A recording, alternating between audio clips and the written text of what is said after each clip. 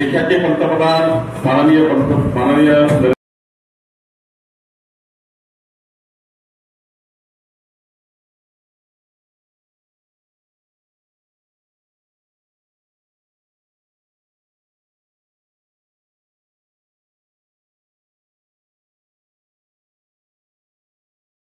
विकसित भारताच्या संकल्पाकरता आणि विकसित भारताचा संकल्प करताना भारताच्या विकासावर 100 दिवसात 122 विकासाच्या विषयावर मोदी सरकारने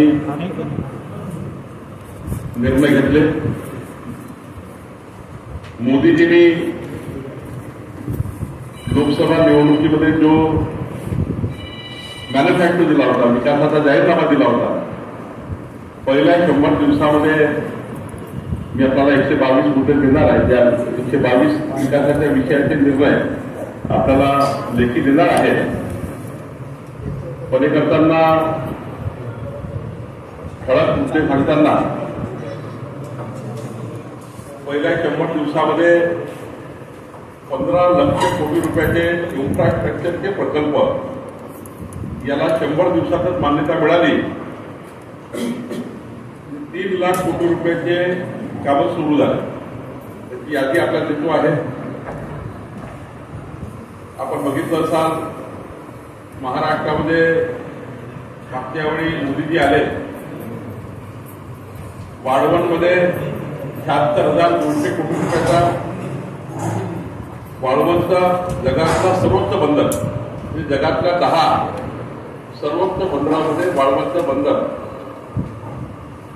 हा मागच्या 40 वर्षापासून न होणारा प्रकल्प त्याला कामाला सुरुवात झाली।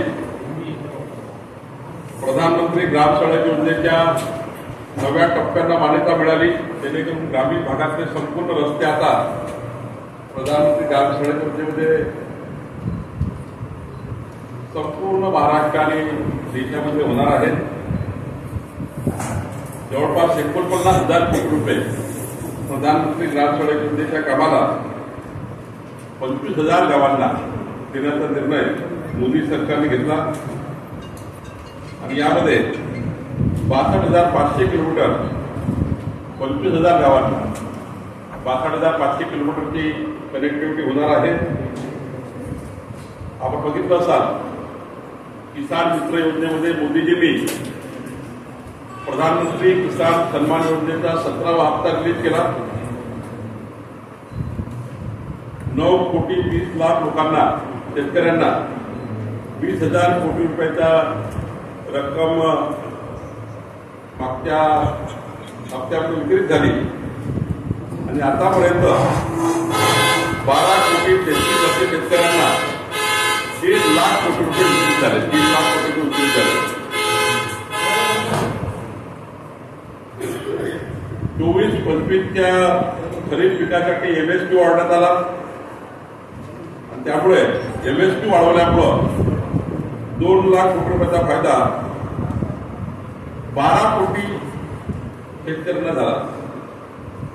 याचे सर्व आकडे उपलब्ध आहेत। किसान मित्रमध्ये महाराष्ट्राला मोठा फायदा झाला। सोयाबीनमध्ये आता बघा, पाम ऑइलवर इम्पोर्ट ड्युटी नव्हती, आता इम्पोर्ट ड्युटी लावल्यामुळं सोयाबीनचे जी मागणी शेतकऱ्याची होती की आमचे दर वाढवा, यामध्ये खूप मोठा फायदा सोयाबीनच्या शेतकऱ्यांना त्यांची आधारभूत किमतीपेक्षा जास्त पैसा त्या ठिकाणी शेतकऱ्यांना त्या ठिकाणी सोयाबीनच्या विक्रीवर मिळेल याचा मला विश्वास आहे। बासमती चावलला सुद्धा मोठ्या प्रमाणावर शेतकऱ्यांना चुक्ती वाढण्याकरता बासमती तांदळाचे याकरता निर्णय घेतले आणि कांदा उत्पादक शेतकरी जे मागच्या काळामध्ये खूप होत होता कांदा उत्पादक शेतकऱ्यांचा, त्याबद्दलही मोठी त्या ठिकाणी आता शेतकऱ्यांच्या किमती वाढल्या, शेतकऱ्यांच्या कांद्याच्या किमती वाढल्या। कर सोडत आपल्याला माहिती आहे की आता 7 लाख रुपयापर्यंत इन्कम टॅक्सला केंद्र सरकारने सूट दिली आहे आणि मोठा फायदा या ठिकाणी मध्यमवर्गीय लोकांनाही झाल्याचा आपल्याला दिसत आहे. ईज ऑफ डुईंग बिझनेसमध्ये जवळपास 8 निर्णय केंद्र सरकारने घेतले. सशक्त तरुण योजनेमध्ये 2 लाख कोटी रुपयाच्या पीएम योजना तरुणांमध्ये रोजगार आणि कौशल्य निर्माण करण्याचा सशक्त तरुण योजना ही योजनेचं काम सुरू झालं. आपण बघितलं असाल जसं महाराष्ट्रामध्ये मुख्यमंत्री माझी लाडली बहीण योजना आपल्या महाराष्ट्र सरकारने सुरू केली, त्याचप्रमाणे सशक्त नारी शक्तीमध्ये दीनदयाल अंत्योदय योजनेमध्ये 10 कोटीहून अधिक महिलांना त्याचं एकत्रित करून त्यांच्या उपजीविकेकरता डिजिटल साक्षरता असेल, सामाजिक विकास असेल, 90 लाखावरनं अधिक बचत गटांना त्या ठिकाणी एकत्रित करून रोजगार निर्मिती करण्याची योजना तयार करण्यात आली आहे. आणि आता बघितलं तुम्ही जळगावमध्ये 1.5 लाख आमच्या बहिणी त्या कार्यक्रमाला होत्या. लखपती दिदी जे 1 कोटी महिलांना 3 कोटी महिलांना लखपती दिदी करण्याचं उद्दिष्ट त्यामध्ये महाराष्ट्राला मोठा लाभ केंद्र सरकारकडे झाला. ओबीसी मागासवर्गीय अनुसूचित जमाती या समाजाकरताही जे पिछडा वर्ग आहे या समाजाच्या विकासाकरता माननीय मोदी सरकारने मागच्या 10 वर्षात जर देश पुढे नेला तर या 100 दिवसामध्ये या ठिकाणी उन्नत ग्राम अभियानामध्ये जे बघा या ठिकाणी आदिवासी सामाजिक सुधारणा करण्याकरता उन्नत ग्राम अभियानामध्ये 63,000 अनुसूचित जमातीच्या गावांचा विकास,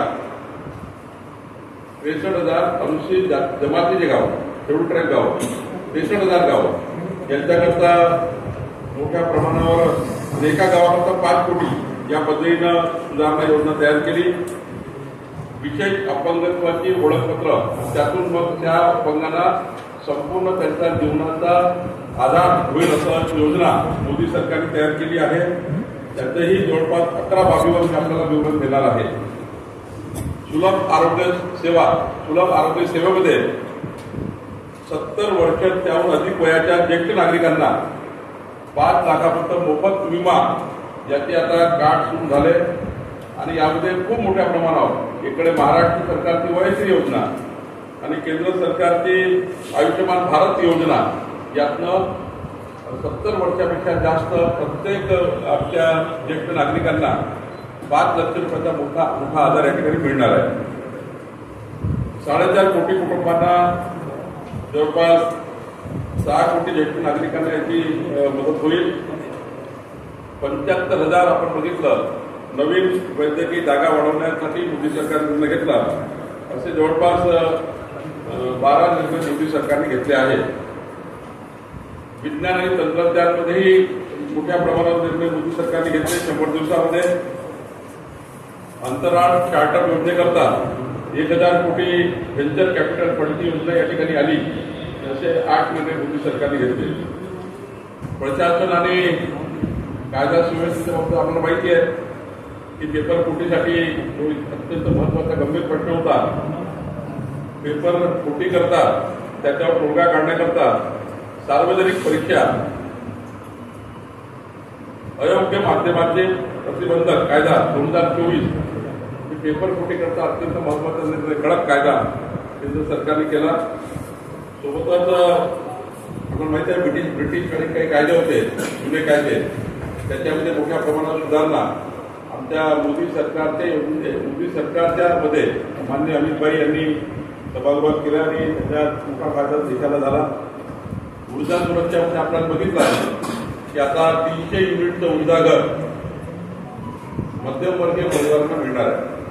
300 युनिटपर्यंत जर वीज वापरली तर सूर्यघर जर लावलं तुमचं वीज बिल आता येणार नाही. त्याकरता सूर्यघर योजना आता मोठ्या प्रमाणात सुरू झाली. मध्यमवर्गीय आणि अत्यल्प भूधारक, मागासवर्गीय, आदिवासी, शेड्यूल कास्ट, ओबीसी आणि अदर ओपन कॅटेगरीमध्ये जे आर्थिक दुर्बल आहे त्यांना सूर्यघर मिळणार आणि हे सूर्यघर तुम्हाला 25 वर्ष वीज बिल येणार नाही अशी योजना मोदी सरकारने केली. त्याचं काम सुरू झालं. महाराष्ट्र यामध्ये पुन्हा पुढे जातो आहे. महाराष्ट्राने माननीय देवेंद्रजी या खात्याचे मंत्री आहेत ऊर्जा खात्याचे. प्रधानमंत्री सूर्यघर योजनेमधला आता मोठ्या प्रमाणावर त्या ठिकाणी फायदा होणार आहे. या ठिकाणी जलविद्युत प्रकल्पाला मोठ्या प्रमाणावर मोदी सरकारने मान्यता दिली. 12,400 कोटीचे जलविद्युत प्रकल्प या देशामध्ये येत आहेत.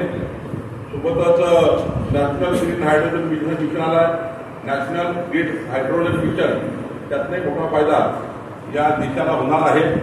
म्हणजे जे पोल्युशन कंट्रोल करणे आणि ग्रीन एनर्जी तयार करणे. म्हणजे आता तर महाराष्ट्राचा विचार केला, परवा देवेंद्रजींनी सांगितलं की 7 लाख शेतकऱ्यांना नवीन सोलर पंप मिळणार विजेचे. त्याचं विजेची कनेक्टिव्हिटी गरज आहे. सोलर पंप सकाळी 6 ते संध्याकाळी 6 12 तास वीज देणार आहे. 7 लाख पंप देणार आहे महाराष्ट्रात आणि 3 लाखाचा पंप फक्त 25,000 मिळणार. 3 लाख रुपयाचा पंप 25,000 मिळणार आणि 44 लाख शेतकरी जे आहे त्यांना वीज माफ केली आहे महाराष्ट्र सरकारने. पुढचे 5 वर्ष आपलं सरकार या महाराष्ट्रामध्ये आलं तर वीज माफ राहणार. आणि हे कसं राहणार आहे? माननीय देवेंद्रजींनी सांगितलं की या महाराष्ट्रामध्ये इतके सोलर प्रकल्प टाकतो आहे सरकार की दिवसानी शेतकऱ्याला वीज मिळेल. म्हणजे पुढच्या वर्षी वीज वापरण्याची गरज नाही. इतके सारे प्रकल्प महाराष्ट्रात येणार आहे. पुढच्या 3 वर्षामध्ये 44 लाख शेतकऱ्यांना मोफत वीज दिवसाने वीज हे अत्यंत महत्वाचं त्या ठिकाणी उन्नतीचं काम या महाराष्ट्रामध्ये होणार आहे. आपण बघितलं असाल आपत्ती व्यवस्थापनामध्ये मोठे निर्णय घेतलेले आहे. आपण जर बघितलं तिथे एक वारेगाव काटवी तालुक्यात जर आपण कोराडीकडनं कामगार निघालो केंद्र सरकारने मोठं आपत्ती व्यवस्थापन केंद्र हे 20,000च्या वर कर्मचारी त्या ठिकाणी राहणार आहे. जगात कुठेही त्या ठिकाणी आपत्ती आली सुनामी आली कुठेही काय झालं भूकंप तर आधी या देशातलं सर्वात ऍडव्हान्स केंद्र हे वारेगावला होत आहे. काम मोठं सुरू झालं बघा. त्यामुळे तिथे देशाचं आपत्ती व्यवस्थापन पूर्ण मॉनिटर त्या ठिकाणी होणार आहे. या ठिकाणी मानस नावाची हेल्पलाईन सुरू करण्यात आली आहे. सायबर गुन्ह्याशी लढणाऱ्या सर्व स्टेक होल्डरसाठी समन्वय प्लॅटफॉर्म सुरू करण्यात आला आहे. पुढील 5 वर्षात 5,000 सायबर कमांडो तयार करण्याची योजना मोदी सरकारने केली आणि सायबर गुन्ह्याची नोंद करण्यासाठी सायबर दोस्त मोबाईल ॲप लॉन्च करण्यासाठी आता लॉन्च करण्यात आलं. असं मी 122 मुद्दे याच्यामध्ये आहेत.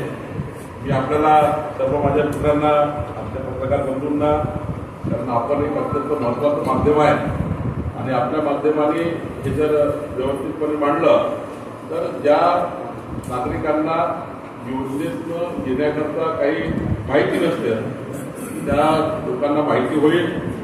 कारण शेवटी सरकार एखादी योजना करतं पण सरकारची योजना समाजापर्यंत पोहोचवण्याचं माध्यम मीडिया आहे, डिजिटल मीडिया आहे. आपण सर्व या ठिकाणी संपादक आहात. आपण सर्व या ठिकाणी डिजिटल मीडियाचे प्रमुख या ठिकाणी अत्यंत माध्यमाचे ज्येष्ठ प्रतिनिधी बसलेले आहात. मला असं वाटतं की आपल्या माध्यमातून 122 मुद्द्यावर आपण मोदी सरकारने 100 दिवसात केलेलं काम आम्ही 100 दिवसांनी पुन्हा येणार आहोत आपल्याकडे. प्रत्येक 100 दिवसात मोदी सरकारने काय काय देशाकरता केला हे आम्ही आपल्याला सांगणार आहोत.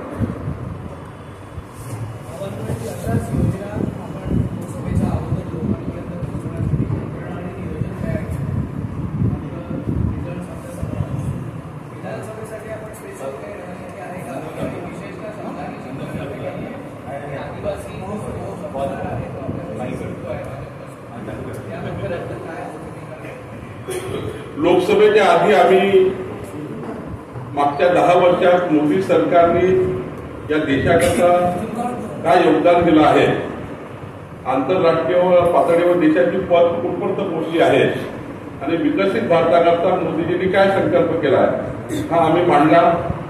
आमचा जाहीरनामा मॅन्युफॅक्चर मोदी सरकारचा मांडला, P0 सरकारचा. पण जनतेला विकसित भारताच्या संकल्पाकडे किंवा नॅशनल निवडणुकीकडे या ठिकाणी ज्या पद्धतीचं मतदान झालं ते विकसित भारताच्या मॅन्युफॅक्चरवर कमी झालं. आणि विरोधकांनी ज्या पद्धतीने जनतेला कन्फ्युज केलं, विरोधकांनी सांगितलं मोदीजी संविधान बदलणार आहे, विरोधकांनी सांगितलं आदिवासीचं आरक्षण काढणार आहे, विरोधकांनी सांगितलं महिलांना 850 रुपये महिना, 8,500 रुपये महिना आम्ही देणार आहोत, असे लोकल नरेटिव्ह तयार करून विकसित भारत बाजूला सोडला. आता मात्र आम्ही जो मॅन्युफॅक्चर दिला मोदीजींनी, त्या मॅन्युफॅक्चरवर आमची जबाबदारी आहे. सरकार आल्यावर पक्षाची जबाबदारी आहे, सरकारची जबाबदारी आहे की जर आपण मतं घेतली आहे, या मताचं काय झालं, मतं घेऊन सरकार पडून गेलं का, असं जनतेला वाटू नये. 100 दिवसांनी हिशोब दिला पाहिजे जनतेला. म्हणून आम्ही आज तुमच्यासमोर आलो आहे. एक राहिला प्रश्न विधानसभेचा. विधानसभा निवडणुकीच्या पूर्वी आम्ही जेव्हा जातो आहे, लवकरच विधानसभा निवडणुका लागतील, पण आम्ही केंद्र सरकार राज्य सरकारकडनं महाराष्ट्राच्या विकासाकरता, 14 कोटी जनतेच्या विकासाकरता जो अजेंडा घेऊन समोर जातो आहे, तो डबल इंजिन सरकारचा अजेंडा आहे. मोदी सरकार दिल्लीमध्ये 2027 पर्यंत 2029 पर्यंत आहे, मग 2029 पर्यंत मोदी सरकार आहे आणि आम्ही स्पेसिफिक विकसित भारताचा जाहीरनामा घेऊन आलो आहे, विकसित भारताचा विकास घेऊन आलो आहे. मोदीजी त्यावर पूर्ण काम करत आहे. आमचा एकच महाराष्ट्र जनतेसमोर आम्ही आमचा अजेंडा ठेवणार आहे. मोदीजी 2029 पर्यंत प्रधानमंत्री आहे. महाराष्ट्राचं महायुतीचं सरकार आलं, केंद्र सरकार राज्य सरकारचे डबल इंजिन या महाराष्ट्राच्या 14 कोटी जनतेचं कल्याण आणि महाराष्ट्र विकसित झाल्याशिवाय राहणार नाही, हाच आमचा मुख्य अजेंडा निवडणुकीचा असणार आहे. राहिला प्रश्न आदिवासी भागातील जनतेचा. आदिवासी जनतेला आमच्या विरोधकांनी कन्फ्युज केला. आम्ही आदिवासी विभागाच्या आदिवासी नागरिकांना, परिवारांना मुख्य प्रवाहात आणण्याचा प्रयत्न करतो आहे. नंदुरबार सारख्या जिल्ह्यात असो, गडचिरोली सारख्या जिल्ह्यात असो, आम्ही इतक्या योजना राबवतो आहे. बघा, काँग्रेस सरकारच्या काळामध्ये कधी 18,000 कोटीच्या वर कधी मिळायचे नाही आदिवासी भागाच्या जनतेला केंद्रातून. आता 40,000 कोटी रुपये मिळतात. 40,000 कोटी प्रत्येक वर्षी. म्हणजे बघा, 18,000 कोटी कुठं वर्षाचे आदिवासी भागाच्या विकासाकरता, 40,000 कोटी कुठं, इतकं देऊनही त्यांना कन्फ्युज केला. आदिवासी भागातल्या जनतेला जे कन्फ्युजन्स आहे ते कन्व्हेन्स करून त्यांच्यासमोर वस्तुस्थिती मांडून त्यांना आमच्याकडे आणण्याचा आम्ही प्रयत्न करतो आहे. मला विश्वास आहे की खोटारडेपणा दूर होईल आणि खोटारडेपणा जो आदिवासी जनतेच्या मनात त्यांनी भरला काँग्रेसवाल्यांनी, तो दूर होईल आणि आम्ही त्यांना कन्व्हेन्स करून आमच्याकडे पुन्हा आदिवासी समाज आमच्या बाजूने आल्याशिवाय राहणार.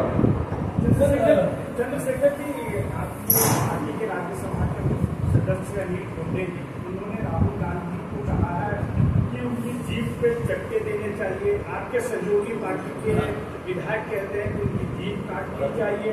तो ये 100 दिन का असर है क्या है इस प्रकार का वक्तव्य दिया जा रहा है?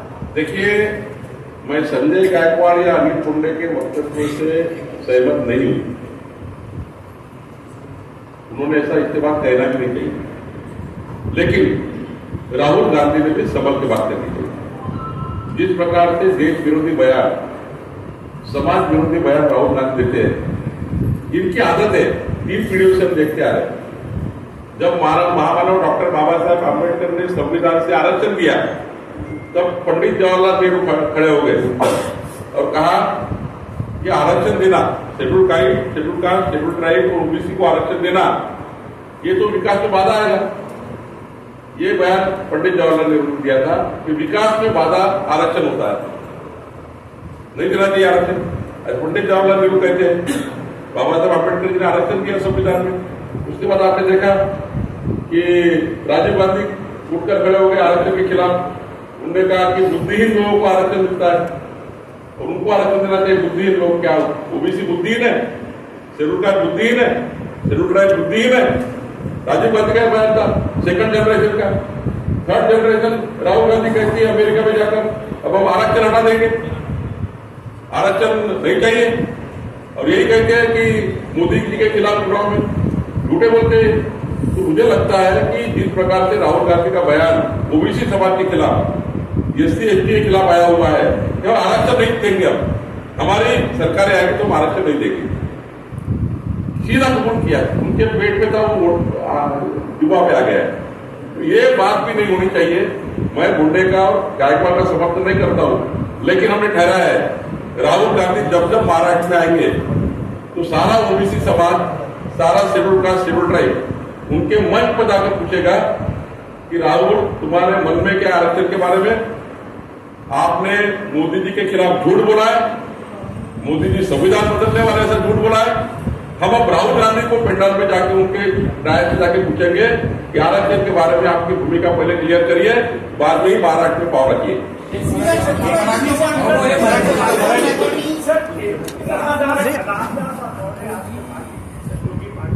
सदस्य है, मंत्री है, उन्होंने कहा है कि राहुल गांधी का जो पासपोर्ट है विदेश में जाके बदनाम कर रहे थे, उनका पासपोर्ट रद्द कर देना चाहिए। देखिए, रामदास आठवले जी ने सोच समझ कर बोला होगा, क्योंकि राहुल गांधी जब जब विदेश जाते हैं तो देश की बदनामी करते हैं। कभी वो देश के मूल ढांचा को हाथ लगाते हैं, आरक्षण पद्धति में अमेरिका में जाके बात करते हैं, देश की अर्थव्यवस्था में बात करते हैं। आज बताइए, सारे विश्व के सारे देशों की हालत गंभीर है, उनका जीडीपी कम होते जा रहा है और एक कोरोना के संक्रमण में 130 करोड़ का भारत संभालकर देश को अच्छा रखना, आप सोच सकते हैं कि कोरोना के संक्रमण का भारत, ऐसे भारत को आप सबको, मुझे, आप सबके परिवारों को जिस प्रकार से कोरोना के संक्रमण ने घेर लिया था, उस समय भारत देश को मजबूत रखना, भारत की अर्थव्यवस्था को मजबूत रखना, भारत के जीवन को मजबूत रखना, पूरा विश्व तहस है तो भारत मजबूत। आप इसकी भी बदनामी करते हो देश में जाकर, आपके दिमाग पे है कि नहीं कुछ? कल अगर देश की बदनामी करोगे, सरकार तो आएगी जाएगी किसी की भी। कल समझो 2047 के बाद कांग्रेस पार्टी आती है, 2047 के बाद, तो वो अगर देश की बदनामी अभी से करके रखेगी तो कौन आएंगे देश में? 2047 में पूरी करा नहीं है, 47 के बाद में सोच रहा हूं अगर कांग्रेस पार्टी आती है कभी, तो बदनामी अगर देश की करेंगे तो उनके कार्यकाल में भी कौन आएगा? तो मुझे लगता है राहुल गांधी ने, वो रामदास आठवले जी ठीक कह रहे हैं, राहुल गांधी को कुछ दिन विदेश में जाना थोड़ा देखना चाहिए। संजय गायकवाड नंतर आता अनेक कोटींचं राहुल गांधी यांच्या जीवाला धोका आहे असं तर महाविकास आघाडीचे नेते जे वक्तव्य राहुल गांधी यांनी आरक्षणाच्या मुद्द्यावर केले नाही, राहुल गांधीला धोका नाही आहे, आमचं केंद्र सरकार मजबूत आहे राहुल गांधीला सुरक्षा देण्याकरता। पण राहुल गांधी स्वतः या देशाला बदनाम करण्याचं काम करता आहे, देशाच्या मूळ ढांचाला हाताळण्याचं काम करता आहे। खरं तर आरक्षणाबद्दल राहुल गांधींनी पोटातलं ओठावर आणलं। राहुल गांधी असे म्हटले की ओबीसी, एससी, एसटीचं आरक्षण बंद केलं पाहिजे आणि आम्ही आल्यावर ते बंद करू, म्हणजे काँग्रेस पार्टी सरकारमध्ये आली तर आरक्षण बंद होईल, त्यांच्या पोटातलं ओठावर। आणि हे काही स्वाभाविक आहे, त्यांचं जे बोलणं आहे ना 3 पिढ्यापासून सुरू आहे, त्यांच्या जनरेशन पासून सुरू आहे। पंडित जवाहरलाल नेहरूजी यांनी तर खुल्या बाबासाहेबांचा विरोध केला होता, बाबासाहेब आंबेडकरांचा। बाबासाहेब आंबेडकरांनी संविधानाने आरक्षण दिलं एसटी, एसटी, ओबीसीला। आणि मग नेहरूजी असे म्हटले की बाबासाहेबांचं आरक्षण दिलं, पण आरक्षण हे विकासाला बाधा होतं, ते विकासाला बाधा आरक्षण होईल हे नेहरूजी म्हटलं होतं। त्यांची सेकंड जनरेशन आली राजीव गांधीची, त्यांनी म्हटलं की आरक्षण हे बुद्धिहीन लोकांना द्यावं लागतं, ज्याला बुद्धी नाही, म्हणजे आता एसटीला बुद्धी नाही, एसटीला बुद्धी नाही, ओबीसीच्या लोकांना बुद्धी नाही, फक्त त्यांना बुद्धी आहे। आणि आता राहुल गांधी बोलले की आरक्षण बंद केलं पाहिजे। खरं तर आम्ही ठरवलं आहे, जीवाला धोका होत नाही कुठे राहुल गांधीच्या, पण एक प्रश्न विचारणार आहे त्यांच्या पेंडॉलवर जाऊन। आमचा ओबीसी समाज, शेड्यूल कास्ट, शेड्यूल ट्राईब, आम्ही डायसवर जाऊन प्रश्न विचारू, आम्हाला अटक झाली चालेल, पण राहुल गांधी तुमची आरक्षणाबद्दल भूमिका स्पष्ट करा। तुम्ही अमेरिकेत स्पष्ट केली, जरा भारतात स्पष्ट करा। अमेरिकेत जाऊन बोलले, भारतात स्पष्ट करा तुम्हाला एससी, एसटीचा विरोध का, तुम्हाला ओबीसीचा विरोध का? राहुल गांधी एससी, एसटीचा विरोध का करताय? कुठे आहे नाना पटोले? ओबीसीच्या गोष्टी करतात नाना पटोले। तुम्ही राहुल गांधीच्या स्टेटमेंटवर माफी मागणार आहे का? राहुल गांधीकडून अपेक्षा नाही आहे, तुम्ही मागणार आहे का? तुम्ही त्या ठिकाणी आपल्या अध्यक्षपदाचा राजीनामा देणार आहे का? तुमचा नेता म्हणतो आरक्षण नको आहे, ओबीसीला आरक्षण द्यायचं नाही, तुम्ही ओबीसीच्या गोष्टी करता. तिथं मल्लिकार्जुन खडगे SC/ST समाजाला पुढे नेण्याच्या गोष्टी करता. खडगेने सांगितलं पाहिजे, मल्लिकार्जुन खडगेने, की राहुल गांधीच्या मताचे मान्य आहेत का.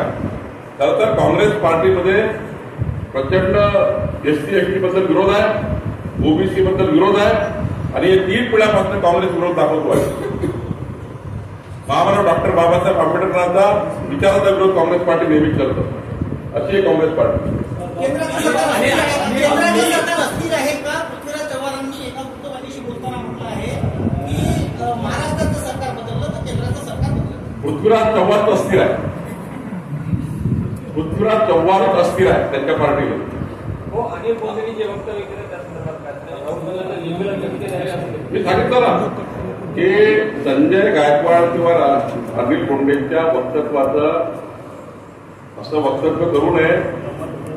पण मी आताच सांगितलं की राहुल गांधीला मात्र महाराष्ट्रात प्रश्न ओबीसी समाज विचारेल, SC/ST विचारेल, तुम्ही आमच्या आरक्षणाला विरोध का करताय.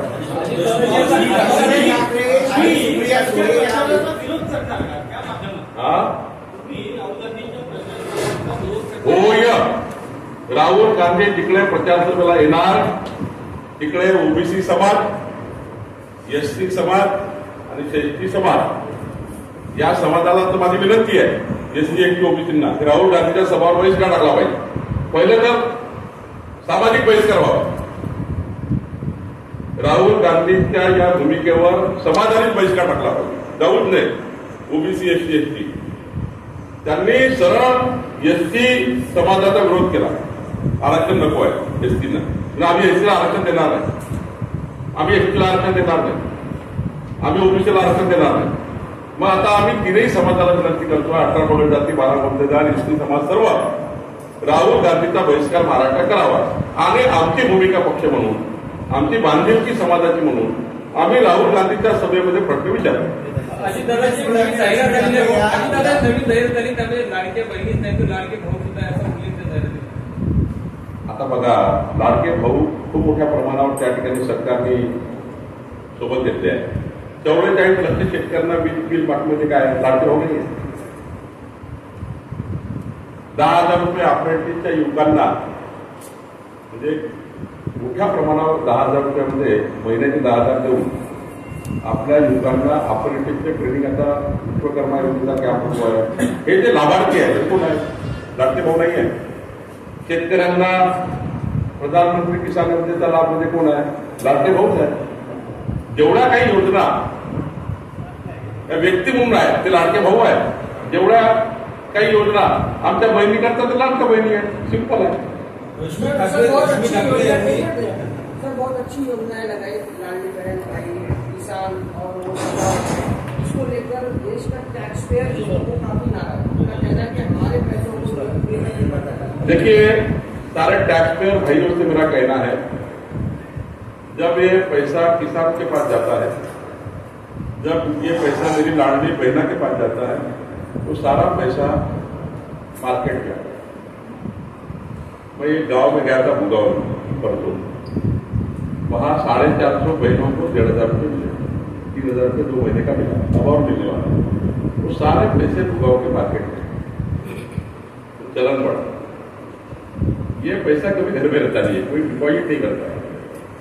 कुछ महिलाओं तो इंश्योरेंस भी जाते हैं अपने परिवार के.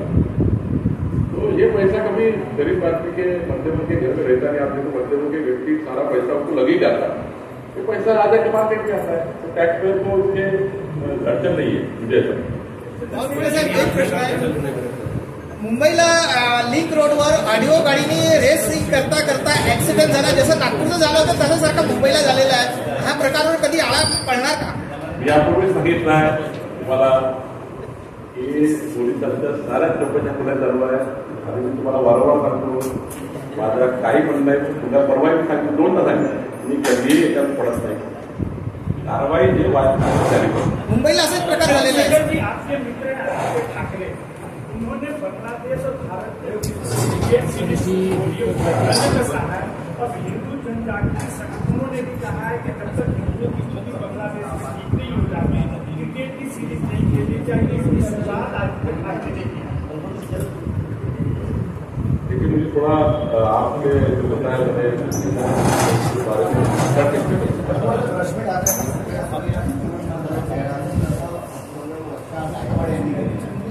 नाही, मला एवढं माहित आहे, बाकी काही मला माहिती नाही, पण एवढं नक्की माहिती आहे की शरद पवार साहेबांना सुप्रियाताईंना मुख्यमंत्री करण्याचंच योजना तयार केली आहे. उद्धव ठाकरे साहेब हे काँग्रेस समोर, शरद पवार समोर मुख्यमंत्री पदाचा कटोरा घेऊन फिरत आहेत. काँग्रेसमध्ये 8 मुख्यमंत्री महाराष्ट्रात फिरत आहेत. महाराष्ट्रात एकूण महाविकास आघाडीत 11 मुख्यमंत्री फिरत आहेत. एवढं मला माहिती आहे. पण पवार साहेबांची जिद्द आहे, काही झालं यावर काय ऐकायचं नाही, सुप्रियाजींना मुख्यमंत्री करायचं आहे. ते खरं आहे माहित नाही, पण मला माझी जी माहिती आहे ती फार अत्यंत चांगल्या सोर्सेस करणार. त्यांना मुख्यमंत्री पदाची जबाबदारी चांगल्या प्रकारे नाना पटोलेजी त्यांना आनंदच आहे, विदर्भातले आहे. पण मला नाना पटोलेची आरक्षणाबद्दलची भूमिका आहे ती जरा मुख्यमंत्री बनण्यापूर्वी जरा बाहेर आली पाहिजे. जनतेला सांगितलं पाहिजे की ओबीसीचं आरक्षण राहुल गांधी बंद करायला निघाले आहे. मग मुख्यमंत्र्यांची चर्चा करू, पहिले यावर नाना पटोले उत्तर दिलं पाहिजे. सर, बीजेपी का सीएम कैंडिडेट कौन है? बीजेपी का देखिए, भारतीय जनता पार्टी और महायुति में आज एक नाथ जी हमारे मुख्यमंत्री है और मैं बहुत ही अंदर और बाहर की बात नहीं करूंगा, मुंह में और पेट में एक ही बात करूंगा. आज महाराष्ट्र में चुनाव होने के बाद कौन मुख्यमंत्री बनेगा ये तीनों नेता बैठकर, हमारे केंद्र के नेता बैठकर निर्णय करेंगे. हमारे सामने मुख्यमंत्री पद का बहुत बड़ा वैल्यू नहीं है, कौन मुख्यमंत्री बनेगा, बनते रहेंगे मुख्यमंत्री. हमारे सामने यही वैल्यू है कि महाराष्ट्र की सरकार ऐसी बने जो केंद्र सरकार के साथ मिलकर 14 करोड़ जनता के लिए काम करे. मुझे पक्का मालूम है अगर कुछ भी गलती महाराष्ट्र की जनता के हाथ से होती है और गलत वोट महाविकास आघाड़ी में जाता है तो मोदी सरकार का जो एजेंडा मैंने यहाँ पढ़ा है ये 5 साल एक भी योजना महाराष्ट्र में नहीं आने देंगे. मोदी सरकार देगी बार बार, लेकिन ये डिनाई करेगी, क्योंकि इनको मालूम है मोदी सरकार की योजना को लेके जाना है. मोदी सरकार का नाम होना, नाम के चक्कर में, क्रेडिट के चक्कर में उद्धव ठाकरे ने 15 योजना बंद कर दी महाराष्ट्र की. मुझे पास रिकॉर्ड है, उद्धव ठाकरे ने मोदी सरकार की 15 योजनाएं बंद की थी. गरीब आदमी के घर की योजना बंद कर दी थी. मुझे ये डर है, फियर है, मुझे हमको अपोजिशन में सरकार में आने का कुछ चिंता नहीं है, अपोजिशन में जाने की चिंता नहीं. चिंता इस बात की है 14 करोड़ जनता का जो मोदी सरकार का जो एजेंडा है, 14 करोड़ जनता के विकास का, ये महाविकास आघाड़ी बर्बाद कर देगी. और कल तो नेता ने कहा, कांग्रेस के एक नेता ने नागपुर के, कि भाई हम आते बराबर आणि सरकार में महाविकास आघाड़ी आते बराबर पहला काम करेगी कि मुख्यमंत्री माझी लाडकी बहन योजना बंद करेगी. कल का पेपर स्टेटमेंट है उनका. देखिए ये क्या करेगी, ये फियर है हमको. जनता का क्या होगा, ये फियर है. कैसा उनको एमएसपी मिलेगा, कैसी खरीदी होगी सोयाबीन की, कैसी कपास की खरीदी होगी, क्या एमएसपी देंगे क्या नहीं देंगे. आने वाली सरकार अगर महायुति की आती है, जो कमिटमेंट केंद्र सरकार का है और राज्य सरकार का कमिटमेंट है, वो 5 साल तक महाराष्ट्र मजबूत करेगा. और ये अगर आ गए तो ये महाराष्ट्र को बर्बाद करेंगे. 14 करोड़ जनता का हाल होगा, बेहाल होगा. इसलिए मैं ये बोल रहा हूं कि महाराष्ट्र में महायुति की सरकार केंद्र सरकार के साथ काम करने वाली होनी चाहिए. ये हमें चाहिए. मुख्यमंत्री कौन बनेगा ये हमारा एजेंडा नहीं है. एजेंडा एक ही है, डबल इंजन सरकार.